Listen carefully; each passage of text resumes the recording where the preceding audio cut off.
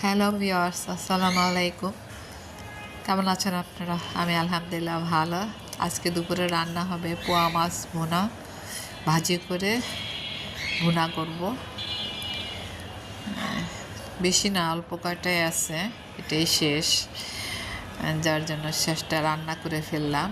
রাত্রে হবে না, রাত্রে অন্য কিছু করব সাদের আব্বার জন্য। চিংড়ি মাছ বা রূপচাঁদা যদিও ওকে খাওয়া নিষেধ। চিংড়ি মাছ করবো বা ডিম ভাজা দিয়ে খেয়ে ফেলবে। এদিকে এখন পোয়া মাছগুলাকে একটু ভেজে নিয়েছি।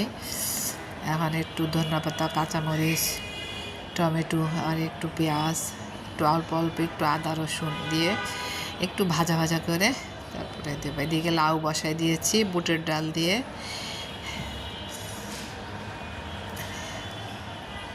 আমাদের খাওয়া আসলে সাদামাটা খাওয়া।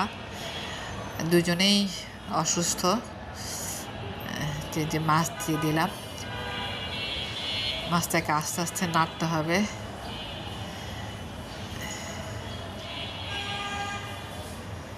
দুজনেই অসুস্থ। সাদার আব্বা তো সমস্যা, ওকে কী খাওয়াবো বুঝতে পারি না। বিকালে নাস্তা কী দিব, কিছুই তো খেতে পারে না। রাতে এখন দুপুরবেলাটা দিয়ে চলবে, রাতে একটা ব্যবস্থা করব। তো লাউটা হয়ে গেছে, এখন একটু পেঁয়াজ দিয়ে বাগা দিব। লাউটাও বেশি খায়, সেই জন্য রান্না করা হয় বেশি। ওর জন্য লাউটা খুব ভালো।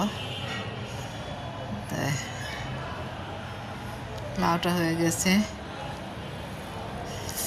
একটু ধনেপাতা বেঁচে গিয়েছিল, এগুলো দিয়ে দিলাম। কেমন লাগবে জানি না, বাগা দিয়েছি, এখান দিয়ে আবার ধনেপাতাও দিয়েছি। বাঁকাও দিতে পারে সাদের আব্বা, যাই হোক।